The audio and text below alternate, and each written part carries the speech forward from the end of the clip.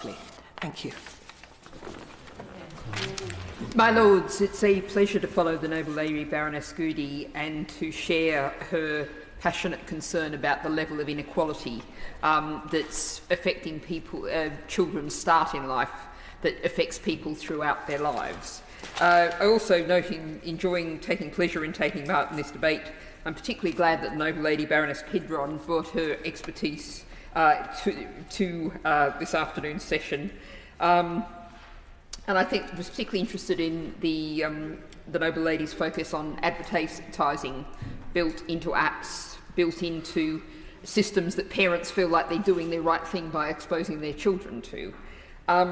It's the Green Party policy to ban all advertising targeted at children, primary school age and under, because there's actually psychological evidence that shows that children are unable to distinguish between editorial content and advertising content, where indeed there is a difference between the editorial and the advertising content. And so I would ask the Noble Lady, the Minister, I understand it may not be in her brief, but perhaps later, if possible, what actions the government is planning to do to crack down on advertising aimed at a vulnerable population that has no way of understanding that what's being targeted at it is actually advertising. Now, I want to thank particularly the Noble Lady Baroness Andrews for giving us the opportunity for this debate and also for introducing it so powerfully. I have crossed out quite a number of things in my speech in an attempt not to repeat, but rather to add to this debate. But I note that again, for the second debate in a row, that there are no Tory backbench speakers. And I do have to draw the contrast between this debate and yesterday's debate on the autumn statement, where we saw a large number of speakers with a very different gender balance. And I would urge those who participated in yesterday's debate, perhaps if they read this Hansard, to think about the fact that if you won't think about and care about early childhood education for other reasons, do at least acknowledge that this is the absolute foundation of our economy. Yeah. And in yesterday's debate, we were, as we are practically every day in the House, lamenting the terrible level of productivity in the UK. Where does the foundation of that start? With our inadequate early years provision. And if you won't care about it for other reasons, please think about caring about it for that great god of the economy. Now, we have, I think, a problem that, of course, the Noble Lady Baroness Andrews, in setting up this debate, focused on the impact of COVID. And we've already heard very powerful testimony about that. But what it really has done is exacerbated problems right through our education system from early years onwards. And of course, what happens when children leave the early years system is they go immediately to baseline testing. And then in primary schools, they got SATs and all the pressure and the worry and the concern that raises. Our whole education system is focused on teaching to the test, treating children like an empty vessel into which a whole lot of information is poured. They are shaped into a work-ready form. Now, I went back to 2013 with the then Childcare Minister, Liz Truss. You might remember her. The Liz Truss, having in the position as Minister toured a number of early years settings, said, and I quote here, "I've seen too many chaotic settings where children are running round. There is no sense of purpose." Close quote. Now, I would ask the Noble Lady, the Minister, if that still reflects the philosophy and approach of the government. And as an alternative approach that I think the government should be taking, I'll point the Noble Lady towards the work of Paul Ramchandani, the world's first professor of play in education, development and learning, who's based at the University of Cambridge. And I don't know if the Noble Lady can tell me, or I would just encourage the department to look at the professor's work, which very much focuses in the early years setting that play is fundamental for children to learn and develop. For younger children, that's where they learn to communicate, to share, to interact with other children, to manage their emotions when things don't work out. There's an excellent article in the Times Education Supplement covering this much more broadly than I have time to today. So would the Noble Lady the Minister agree that early years education has to be focused on the development of the whole child rather than making them school ready in the narrow Liz Truss kind of sense? And in addressing this debate, I've got three sections: philosophy, staff, and some inequality points, building on the comments of the Noble Lady Baroness Goody. So one of the things to think about that I would believe from the Green Party philosophy is that early years education should go on for longer. In many countries, academic learning is not introduced until the age of 7. This early years should be regarded as a unique educational stage in its own right, not just a preparation for school. One of the practical realities, and we see this, and I'm sure many noble lords taking part in this debate are regularly contacted by parents very concerned that their children are the youngest in the year and that developmentally they're really struggling to keep up with children almost a year older than them. We need to recognise the variance in children's development and give them the chance to develop in that early years setting that can be much more flexible, much more adaptable than the school setting can possibly be. So we think what we should see is a movement towards early years going for longer. And one of the things that I think is really important that many of our early years provision doesn't currently enable is there should be regular outdoor access to outdoor green spaces and nature. And one of the things that we're now very much aware of is that has both educational benefits but also health benefits.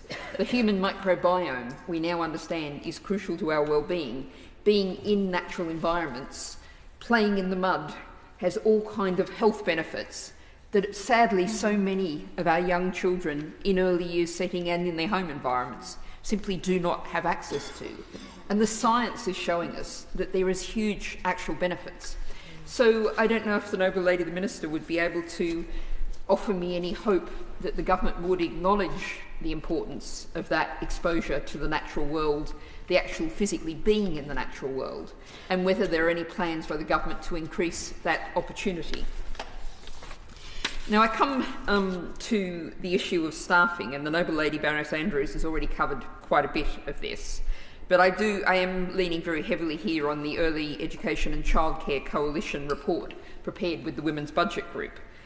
And the government is talking, and I welcome the talk of we need to expand the early years provision, we need to improve the quality.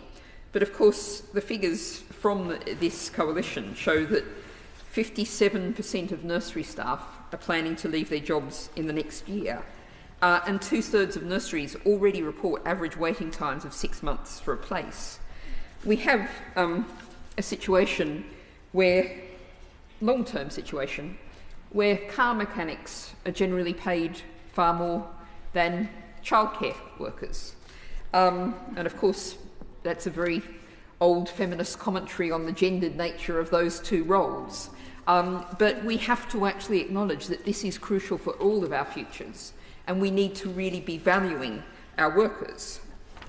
Now, some of the practical recommendations from the coalition that I think are really worth focusing on, and these are not necessarily enormously expensive recommendations, include having a career development hub at the Department for Education, because one of the areas that there's very much focus in this study and others is that there's not really any way for people to practically develop their skills. Nurseries are often understaffed, or they're struggling to keep up the legislatively required staffing levels. The ability to have time for staff to go away for training and further development just isn't there. What's also crucial, and something I'll come back to, is the need for special educational needs training. To be able to meet the demands, the increasing demands for special educational need provision in early years education. And further on that point of allowing staff to go away for training, the report recommends a system of bank staff at a local authority level to enable staff to take out time for training. that would mean they could do that without it having negative implications for their employer. There's also the experts and mentoring scheme for childminders. Does the government plan for that to become a permanent program? Looking at the time. Okay, I think I'm almost out of a couple of minutes left. I'm going to come. You're five. I do want to come back to a point, to finish with a point that I've raised before with the Noble Lady, but I cannot avoid raising it again in this context where we're focusing so broadly on the early years sector. And that is the rising place of hedge funds and the financial sector investment in this sector. These are people who are going into running nurseries, not because they're passionate about children's development or because they really want to make a difference. They are, by definition, there to make a profit. There are now 81,500 childcare places in England, which are owned by investment fund and similar organisations. That's almost double the 2018 total. One of the risks of this, as a report by from UCL academics last year, said these are very risky financial models, heavily indebted and at real risk of collapse, something we've seen, of course, in the care home sector. And I thought I'd put on the record, because I rather suspect that many parents don't really realise the role of the financial sector in their provision. We all know how desperately parents have to hunt around to try and find a place, grab what they can. But I wonder if children really know that the Busy Bees nursery group is owned by the Ontario Teachers Pension Plan. The Kids Planet is owned by the private equity firm Freeman Capital, which has recently been on a large buying spree of expanding. The Dutch private equity firm Waterland recently acquired the Partou Group.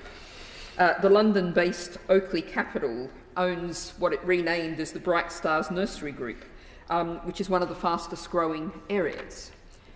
So, my lords, we are talking about something really fundamental here. We are talking about the future, and we're really not doing very well.